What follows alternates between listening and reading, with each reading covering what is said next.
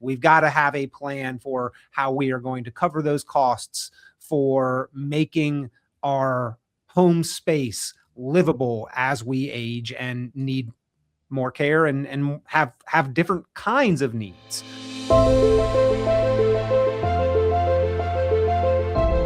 Peter, good to see you. Welcome back, everyone. Let's talk through those 5 retirement costs that just keep climbing. I mean, these are just costs that keep climbing. Even if you're not retired, this is going to hit you. Only 5, Erin? Just diving right in here. Rising costs, throwing a monkey wrench in everybody's budget these days, but preparing for them now can help you build better and protect your nest egg as well. So, of course, number 1, we have healthcare expenses. Peter, this is something that's hitting almost everybody, and it is the most unpredictable expense.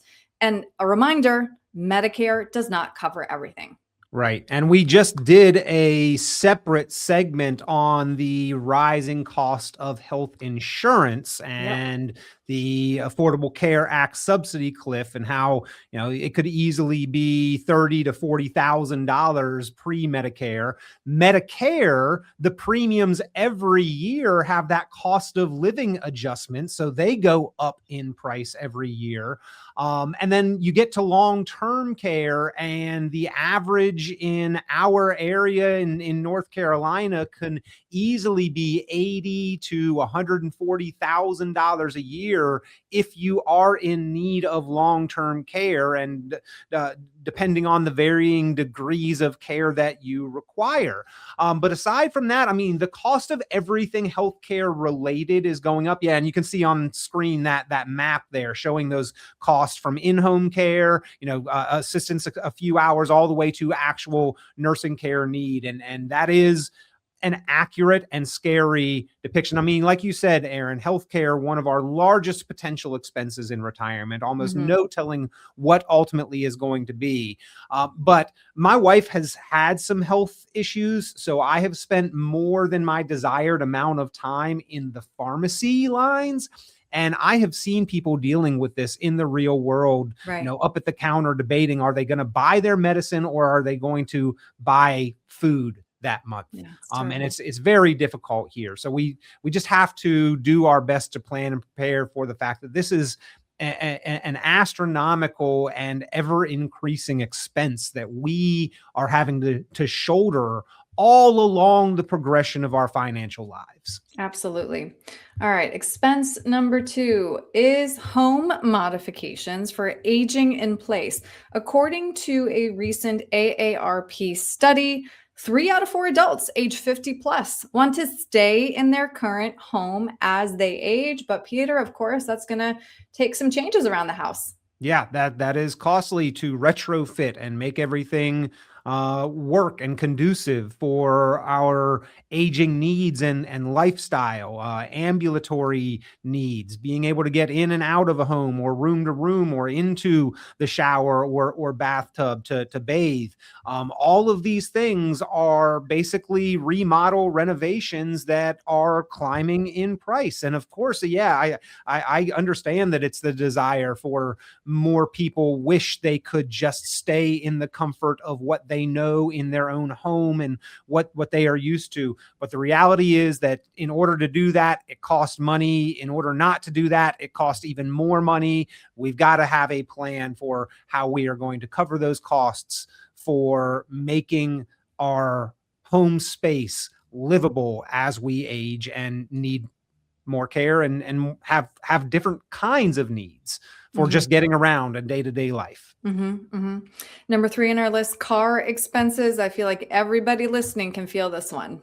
Yeah, absolutely. I mean, cars are getting more expensive. Actually, going back to that last point too, another thing I forgot, like we're paying for people to take care of services for us, like the yard care that we used to do. You outsource that and start paying for that too. Just like with the car expenses, some of the things that we might have used to have been able to do ourselves, simple change of the oil, that used to be something that people often did themselves. And nowadays, cars are computers more than they are engines almost. And a lot of people don't have the know-how to work on them or to do it yourself kind of fixes. And then the cars themselves, all of those parts are becoming much more expensive as well to upgrade or to change or replace or just maintain. And so, yeah, those car expenses definitely an expense that continues to climb like every other expense. But, it's a bigger ticket item, so we notice it more. Right. Next, we have home insurance premiums. They're on the rise almost exponentially year after year. I feel like this one is tough to prepare for. And also, Peter, I'm sure you have the conversation often with people who want to perhaps pay off their mortgage in retirement. And this is a cost and expense that you can't run away from. No, you still have to have insurance even when the home is paid off, and now you don't have that escrow, so you've got a budget for that being a rather large kind of annual payment that you are going to be responsible for. And when we have, whole states where insurance companies are moving out of them or refusing to cover coastal areas, North Carolina here, we've got the mountains, we've got the coast. You wouldn't think hurricanes happen in the mountains, but we had Helene, and toward the coast, there are companies saying, we just aren't willing to take this risk of a major storm hitting this area. And they are moving out of the state completely, which eliminates some competition and rises prices. Along with that, home values appreciate, the assessed tax appraisals go up, and therefore the taxes, the insurance, and everything that comes along with it. And then, of course, to do any of those modifications that we talked about, all of these things are interconnected, but they all are moving in one direction, and it's not one that is in our favor. When we talk about inflation, these are some of the biggest items, and they do tend to hit seniors the hardest. I think inflation tends to hit seniors the hardest, as they're not out in the workforce negotiating a salary to coincide with costs of living. Right. Good point. And then last, we have relocation costs for those retirees who do want to move, right? In 2024, Americans spent an average of $2,050 on relocations. This is according to Anytime Estimates Moving Trends Survey. I feel like that is a very low number. I've moved a lot in my life, and boy, do I wish I could have spent $2,000 on it. Yeah, that's like the Beverly Hillbillies moving company or something, where you just strap all of your belongings on the back of your pickup truck. Because I've hired movers before, and it's nowhere in this kind of neighborhood. So I think this may be, just the simple cross-town moves are included in that average number. But I agree with you, Erin. I think that number is exceedingly low. But moving is expensive, and I do see that more people are moving, get closer to the grandkids, get further away from the grandkids, get somewhere where they've always dreamed of going. Oh, I've always wanted to have a house on the coast, so we're going to sell our house here and move down there. Relocating is expensive. There are a couple other additional big expenses. I know you've got your list of 5 here, which I think are appropriate, but kids and grandkids, I think, are continually an expense item that more and more people are dealing with. And certainly taxes are probably our largest known expense in retirement. And people end up being shocked by how much they pay in taxes in retirement. Right. No, I mean, we could have done a list of 20 or 25 expenses. Would have been a long segment.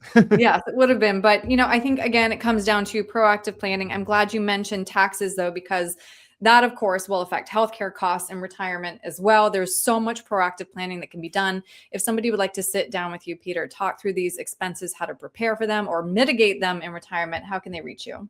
Well, give me a call, 919-300-5886, 919-300-5886. And in my conversations, I'm often talking to people who have done a good job of earning income and getting some of that income put into investments and building there. But a lot of times those people have never reversed the flow and started creating income from their investments, and understand how we have to make that last and increase over time to account for these items getting more expensive. And inflation is the silent thief. It's going to rob our purchasing power over time. Taxes is one of our largest known expenses. Most people have not quantified how much they'll pay in taxes.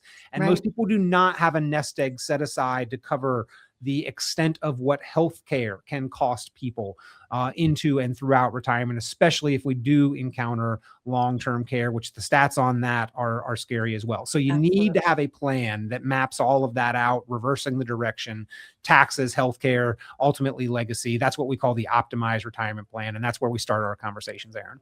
Great. Peter, thank you so much for your time today. I really do appreciate it. Thank you, Erin. Always a pleasure.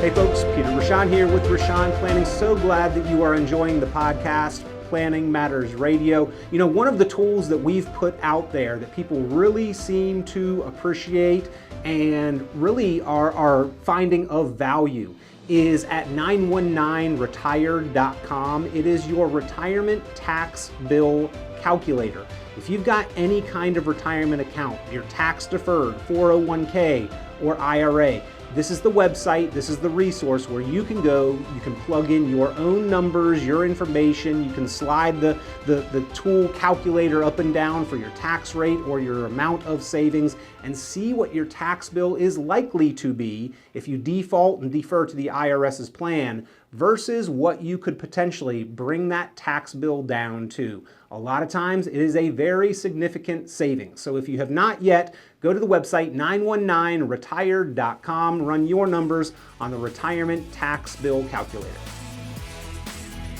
This has been Planning Matters Radio. The content of this radio show is provided for informational purposes only and is not a solicitation or recommendation of any investment strategy. You are encouraged to seek investment, tax, or legal advice from an independent professional advisor. Any investments and/or investment strategies mentioned involve risk, including the possible loss of principal. Advisory services offered through Brookstone Capital Management, a registered investment advisor. Fiduciary duty extends solely to investment advisory advice and does not extend to other activities such as insurance or broker-dealer services. Advisory clients are charged a quarterly fee for assets under management, while insurance products pay a commission, which may result in a conflict of interest regarding compensation.